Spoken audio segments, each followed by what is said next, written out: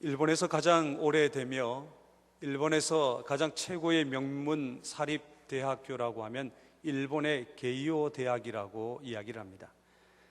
일본 게이오 대학의 야스히로 야수나가 총장이 우리나라에 방문한 적이 있습니다. 그가 하얏트 호텔에서 교육에 대해서 강의를 했는데요.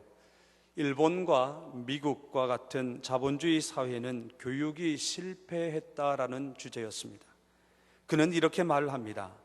미국과 한국과 일본 같은 선진 자본주의 사회는 자녀 교육과 국민 교육에 실패를 했다. 우리들이 자녀들에게 꼭 가르쳐야 하는데 안 가르친 세 가지 점이 있다. 잘못된 국민 교육은 반드시 그 대가를 치르기 마련이다. 이렇게 이야기하면서 이 모든 자본주의 사회가 교육에 실패한 이유 세 가지를 이렇게 말합니다. 첫 번째, 부모들이 겪은 고난과 그 고난을 통해 얻는 교훈을 자식들에게 체득시키지 못했다. 사람 됨됨이의 기본을 가리켜 흔히 인격이라고 이야기를 하지요. 인격이 형성되는 것은 평안할 때가 아니라 고난의 가운데에 그가 가난 속에서 체득되는 것이 바로 인격입니다. 그런데 이런 것을 부모들이 자녀들에게 가르치지 못했기에 결국 교육이 실패할 수밖에 없었다는 겁니다. 고난과 고난의 의미를 배우지 못한 세대는 다시 선조들이 겪었던 고난의 역사를 되풀이할 수밖에 없습니다. 둘의 공동체의 김진홍 목사님이 늘 즐겨 강조하시던 말씀이 있습니다. 인간은 고생을 해봐야 한다. 부모는 자식을 고생시켜야 한다. 고생을 해봐야 결코 빗나가지 않는다. 고난 속에서 포기하는 것이 아니라 그 고난을 헤쳐나갈 지혜를 고난 가운데 배우기 때문이다. 두 번째 교육의 실패의 원인은 국가 건설에 대한 주인의식이 없다라는 겁니다. 우리는 자녀들에게 공부해라, 무조건 대학에만 들어가라, 무조건 취직만 해라, 출세와 자기 영달과 개인의 미래를 위해 살아가야 할 사람으로 키우고 있다라는 겁니다. 한 나라의 국민으로 한 나라를 건설하는 이 네이션 빌딩, 국가 건설에 대한 사명감을 부모가 자녀들에게 가르치지 못했다. 나라에 진행되는 형편과 상황을 지켜보면서 내가 무너진 나라를 다시 일으켜 세우고 더 복된 나라로 이끌어가겠다는 그런 정신과 호연지기를 자녀들에게 가르치지 못했다는 겁니다. 세 번째, 교육이 실패한 이유는 이웃을 사랑하고 섬기는 정신을 후대에게 가르치지 못했다는 겁니다. 타인을 위한 배려, 타인을 배려하고 존중히 여기는 마음, 타인을 내 몸처럼 사랑하고 섬기는 정신, 결국 이타적인 정신을 가르치지 못했기에 교육이 실패한 것이다. 이처럼 교육이 실패했는데 어떻게 좋은 결과를 기대할 수 있겠습니까? 이처럼 자녀를 향한 서투른 부모 교육이 결국 자녀의 인생을 혼돈과 방황 속에 빠뜨린 것은 아닐까요? 하나님은 계속해서 이스라엘 백성들을 자신의 여러 가지 방법을 통해 교육시켰지만, 그러나 이스라엘은 하나님의 교육 방법을 수긍하지 않았습니다. 사사기에 기록된 것처럼 하나님의 교육의 방법이 아닌 자기의 소견에 옳은 대로 모든 일들을 행하기 시작했습니다. 결국 그들은 430년 동안 애굽이라고 하는 강대국 속에 노예로 살아야 했고, 험하고 험한 광야에 40년 동안 방황을 해야 했으며, 비록 젖과 꿀이 흐르는 약속의 땅 가나안에 들어갔지만 역시나 하나님의 교육 방법이 아닌 자신의 방법대로 살다가 수많은 이방 나라의 침략을 받고 나라를 빼앗기고 백성들이 노예로 살게 되는 비참한 상황을 경험하게 된 것입니다. 이스라엘의 역사는 바로 오늘 우리의 역사이기도 하지요. 웰스라고 하는 유명한 역사가는 이렇게 이야기합니다. 역사가 우리에게 말하고자 하는 교훈은 인간은 역사를 통해 아무것도 배우지 못한다는 것이다. 그래서 역사는 되풀이되는 것이다. 이스라엘 백성들이 만약 자신이 과거에 경험했던 실패와 좌절과 절망의 상황들, 그런 비극을 다시는 겪지 않도록 그들이 노력했다고 한다면 오늘 본문의 시대와 같은 그런 아픔과 고통의 현장에 처하지 않을 수도 있었을 것입니다. 역사가 우리에게 주는 교훈이 도대체 무엇일까요? 지난 과거의 아픈 역사를 다시는 되풀이하지 말라는 겁니다. 너희들이 이렇게 과거에 실패하고 좌절하고 절망할 수밖에 없었던 일들, 그 일들을 너희의 교훈을 삼아서 다시는 그런 일들을 경험하지 말라. 그런데 문제는 그런 일들이 또다시 되풀이되고 있다는 겁니다. 오늘 우리가 읽은 본문 43장은 하나님이 선택한 이스라엘 민족이 지금 나라를 빼앗기고 강대국으로 노예로 살고 있는 배경을 가지고 있습니다. 그들은 지난 과거의 역사를 통해 아무것도 배우지 못했습니다. 부모들은 과거의 역사를 자녀들에게 교육시키지 못했고, 설사 교육시켰더라도 자녀들은 그 부모의 말을 경청하지 않으려 했습니다. 부모들이 자녀들에게 가르치고자 한 교육 내용이 무엇입니까? 하나님만 섬기라, 하나님만 사랑하라, 하나님의 말씀에 온전히 순종하라. 그러나 자녀는 그 부모의 교육 방법에 동조하지 않았습니다. 비록 하나님의 선택받은 백성이었지만은 그들은 결국 또다시 실패와 좌절과 비극의 상황에 처하게 됩니다. 역사가 되풀이되고 있다는 겁니다. 그런 끔찍한 나날을 보내고 있던 그들은 그런 상황 속에서 아마 이런 이야기 생각을 하지 않았을까요? 왜 이런 일들이 우리에게 벌어지는 것인가? 하나님이 선택한 우리 민족을 하나님은 그냥 두고 보시는 것인가? 언제까지 이 고통의 시간이 연장될 것인가? 왜 하필 우리 민족인가? 언제까지 기다리고 참아야 할 것인가? 이런 고통의 시간을 보내고 있는 그들에게 하나님은 또다시 그들을 찾아가셔서 그들에게 구원의 메시지를 선포하십니다. 오늘 그들과 같은 상황, 고통스럽고 절망스럽고 아무 희망도 아무 소망도 없어 보이는 그런 아픔의 현장 속에서 살아가고 있는 우리에게 하나님은 찾아오셔서 말씀하기를 원하십니다. 저는 여러분이 오늘 이 밤 가운데에 하나님의 음성을 듣는 시간이 될 수 있기를 바랍니다. 제가 아까 기도할 때에 여러분에게 잘하셨다라고 말씀드렸습니다. 왜냐하면 보아야 할 것을 보고 들어야 할 것을 듣고 있어야 할 곳에 있기 때문에 그것이 큰 축복이 아닌가 생각합니다. 우리 옆에 분에게 잘 오셨습니다. 복 받으실 겁니다.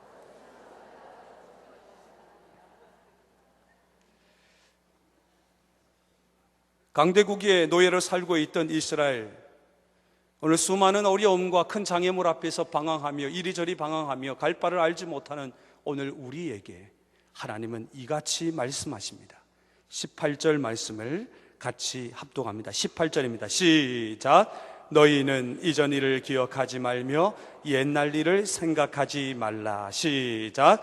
너희는 이전 일을 기억하지 말며 옛날 일을 생각하지 말라. 하나님께서 이사야 선지자를 통하여 절망 가운데 있는 이스라엘에게 선포하셨던 첫 번째 메시지가 이전 일을 기억하지 말라. 이전 일에 해당하는 히브리어 리쇼노트라고 하는 단어는 과거에 일어났던 사건, 구체적으로 말하면 방금 조금 전에 일어났던 사건을 지칭할 때 쓰는 단어가 리쇼노트라고 하는 히브리어입니다. 그러면 그들이 경험한 이전 일은 무엇이었을까? 하나님께서 홍해를 가르셔서 이스라엘 백성들이 건널 수 있도록 길을 만들어 주시고 바로의 모든 병거와 용사들을 일시에 다 엎드려 죽게 만드신 사건, 그 사건을 가리켜 이전 일이다. 이스라엘에게 있어서는 영광스럽고 놀라운 기적과 같은 축복의 사건이 있지요. 그런데 하나님은 그 이전 일을 기억하지 말라. 다시 말해 네 인생의 과거의 영광을 잊으라라고 말씀하고 있습니다. 그러면 하나님은 왜 이렇게 그들에게 선포하고 계시는 걸까? 고통과 아픔의 순간에, 실패와 좌절과 절망의 순간에 너희는 과거에 너희가 누렸던 부귀영화, 너희가 경험했던 기적적인 사건들, 그 모든 일들을 기억하지 말라. 왜냐하면 너희가 만약 그 과거의 영광에 빠져 살아간다면, 취해서 살아간다면 그 과거의 일들로 인해 오히려 현재의 삶이 매우 힘들 수밖에 없다라는 겁니다. 내가 예전에는 이렇게 살았는데, 내가 과거에는 어떤 사람이었는데, 하나님께서 예전에 내게 이런 은혜와 기적을 베풀어 주셨는데, 그런데 지금 도대체 이게 뭐야? 하나님은 도대체 왜 내게 이런 시련을 주시는 걸까? 왜 나를 이렇게 힘들게 하시는 걸까? 과거에 비추어 본 오늘 현재의 모습이 너무도 싫다는 겁니다. 그래서 하나님은 이전 일을 기억하지 말라. 시집 오기 전 부모님으로부터 몹시도 사랑받은 여자가 있습니다. 시집을 가서는 잘 못 살았다고 합니다. 왜냐하면 아버지 어머님으로부터 받아왔던 사랑만 생각하다가 정작 시집 오니까 시부모님들이 그렇게 못해주기 때문이었답니다. 또 어떤 분은 자신의 지금 모습이 너무 싫다고 말합니다. 왜냐하면 자신이 어릴 때 그 가정에서 아씨 소리를 들을 정도로 부유하고 행복한 삶을 살았는데 그만 남자를 잘못 만나 가진 재산 다 잃어버리고 하는 일마다 불통하게 되고 자식들도 어렵게 살고 있으니 지금도 너무도 고통스럽고 불행한 삶을 살고 있다라는 겁니다.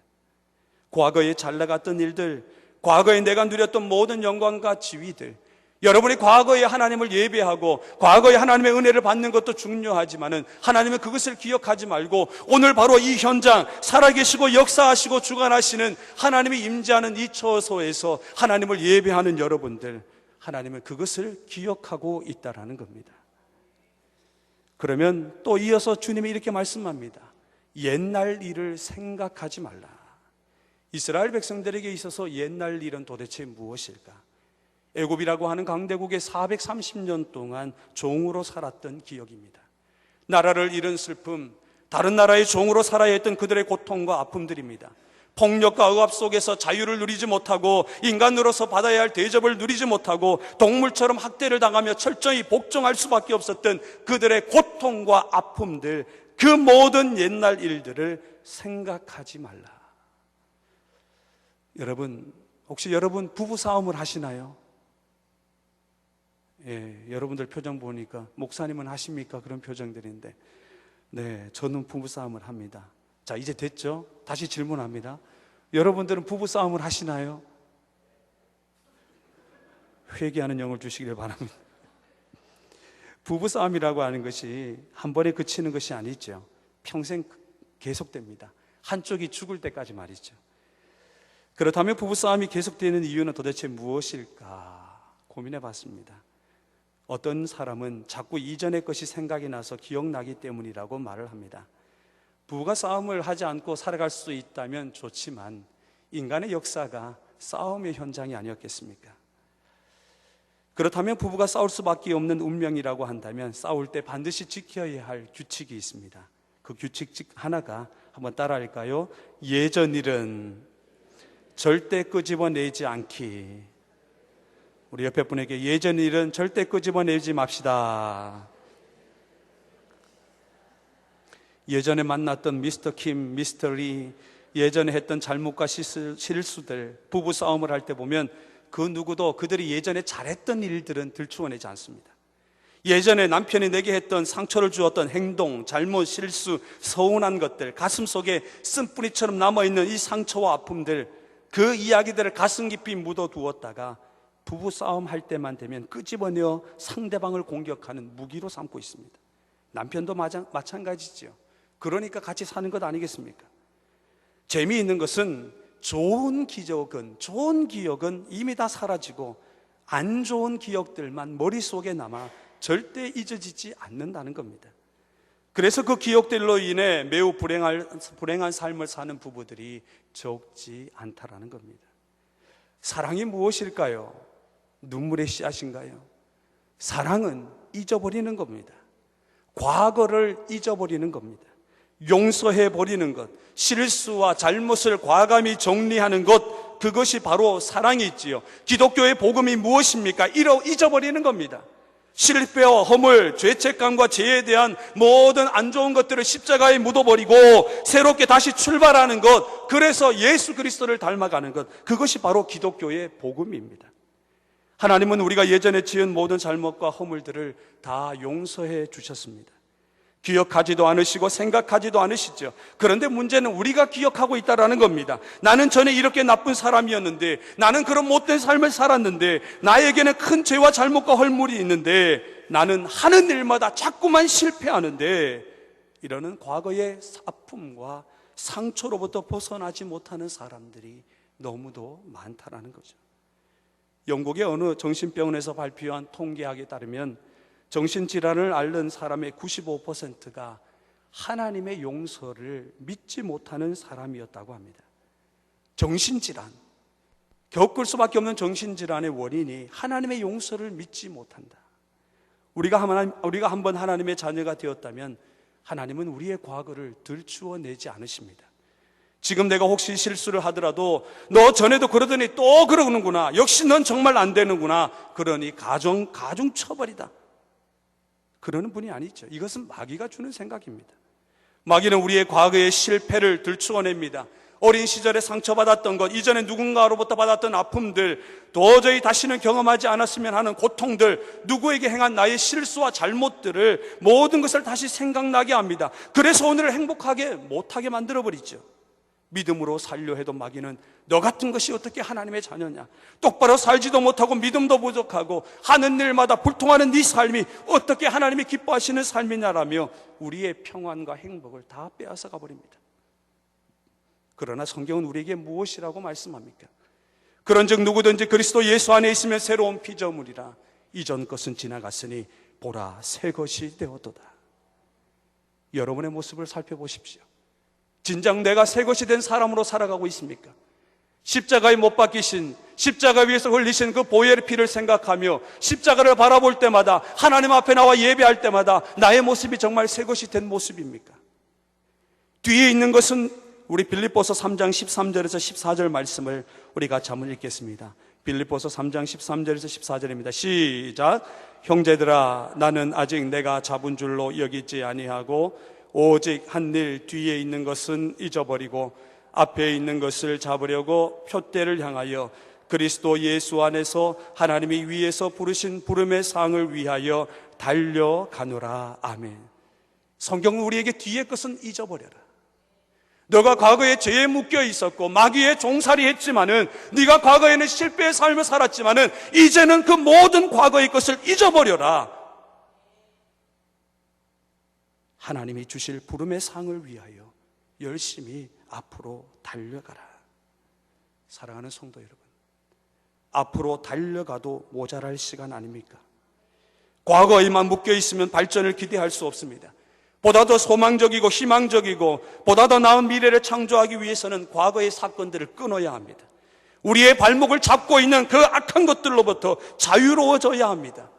물론 과거는 오늘을 있게 한 인생의 밑거름임에는 분명하지만, 과거 없이 현재가 있을 수 없지만 우리가 기억해야 할 것은 과거는 과거일 뿐이라는 겁니다.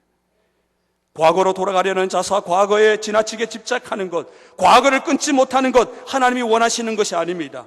그래서 하나님은 이스라엘 백성들을 향하여 이전에 좋았던 것들, 이전에 너희들이 누렸던 풍성한 은혜들, 너희가 이전에 경험했던 과거의 상처와 아픔과 절망과 실패들, 모든 것 기억하지도 말고 생각하지도 말라라고 말씀합니다. 그러면 하나님은 왜 이처럼 과거에 경험했던 모든 은혜와 영광과 과거에 경험했던 모든 실패를 기억하지 말라라고 말씀하는 걸까요? 바로 9절에 그 의미가 담겨져 있습니다. 우리 9절 말씀을 합독합니다. 시작. 보라 내가 새 일을 행하리니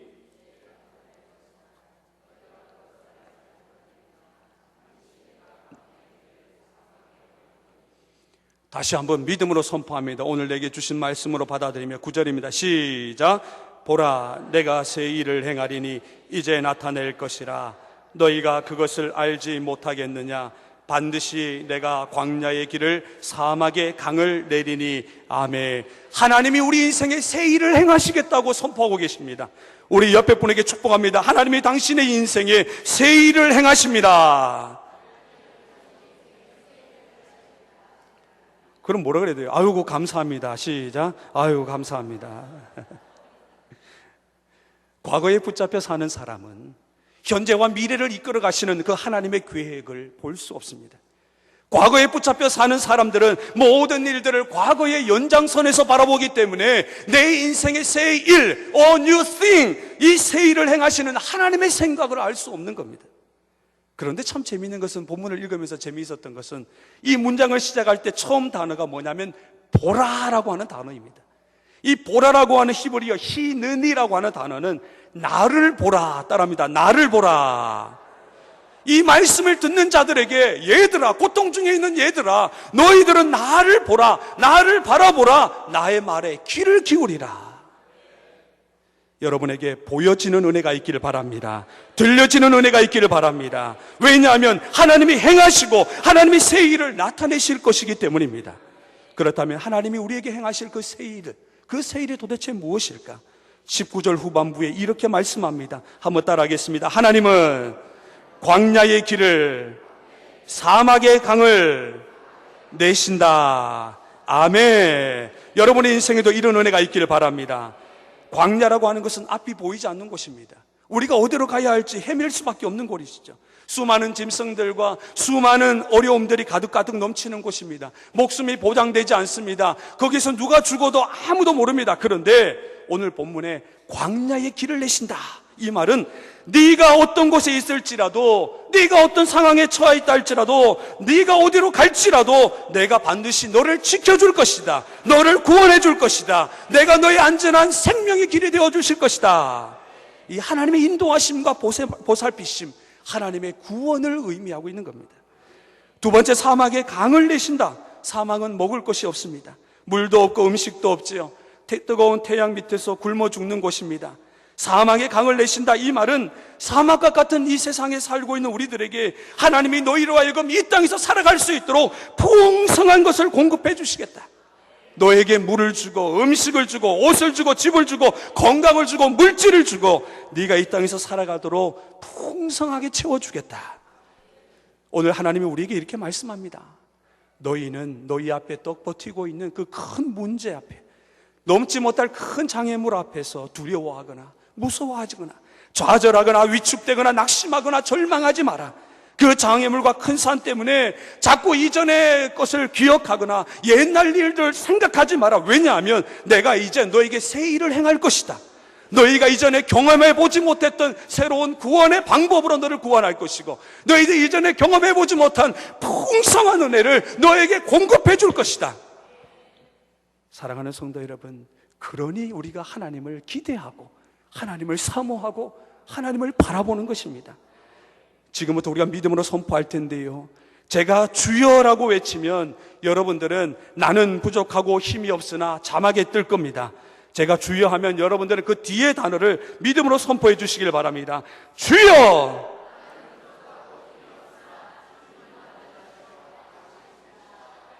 주여!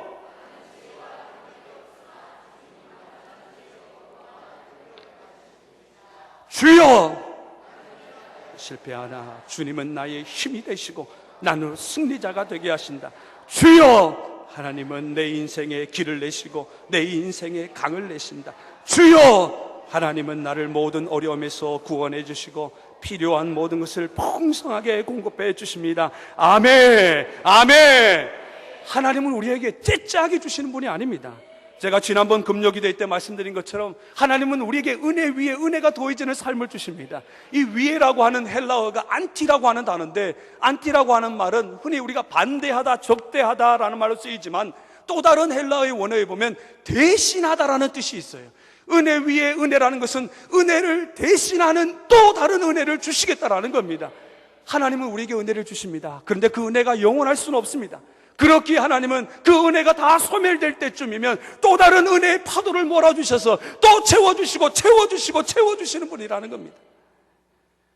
그렇다면 하나님은 왜 우리에게 이런 약속을 주시는 걸까? 절망 가운데, 실패와 좌절 가운데 있는 우리에게 왜 이토록 새 일을 행하시며 나타내 주실까? 바로 20절에 그 의미가 담겨 있습니다. 우리 20절 말씀 같이 합독합니다. 시작! 장차 들짐승 곧 승냥이와 다루도 나를 존경할 것은 내가 광야의 물을 사막의 강을 내어 내 백성 내가 택한 자에게 마시게 할 것임이라. 아멘. 따라하겠습니다. 나는 하나님의 백성이다. 나는 하나님이 택한 자다. 나는 하나님의 아들이다. 하나님의 딸이다. 단지 이유가 없습니다. 하나님이 나를 선택해 주셨다는 것. 이 내가 택한 자라고 하는 단어, 참 얼마나 멋진 단어인지 모릅니다. 내가 택한 자에 해당하는 이 히브리어가 베힐이라고 하는 히브리어인데, 이것의 베힐이의 단어의 원형이 빠힐이라고 하는 단어입니다. 이 빠힐이의 단어의 뜻은 예리하고 자세하게 살피다. 하나님이 내가 택한 자, 하나님이 나를 택해 주셨어요. 그럼 무슨 뜻이냐? 하나님이 세상의 많은 피조물들 가운데서 가장 신중하게, 가장 예리하게, 가장 자세하게 살펴서 나를 특별히 선택해 주셨다. 그냥 선택한 게 아니랍니다. 하나님이 저와 여러분을 매우 소중히 여기시고 특별히 대우하신다. 생각하고 또 생각하고 생각해서 우리를 선택하셨다. 하나님의 사랑이 느껴지지 않습니까? 사실 이사야 43장을 시작할 때 하나님이 무엇이라고 얘기하십니까? 우리 이사야 43장 1절부터 4절 말씀을 같이 합독합니다. 시작. 야곱아, 너를 창조하신 여호와께서 지금 말씀하시느니라. 이스라엘아, 너를 지으신 이가 말씀하시느니라. 너는 두려워하지 말라. 내가 너를 구속하였고 내가 너를 지명하여 불렀나니 너는 내 것이라. 내가 물 가운데로 지날 때 내가 너와 함께 할 것이라.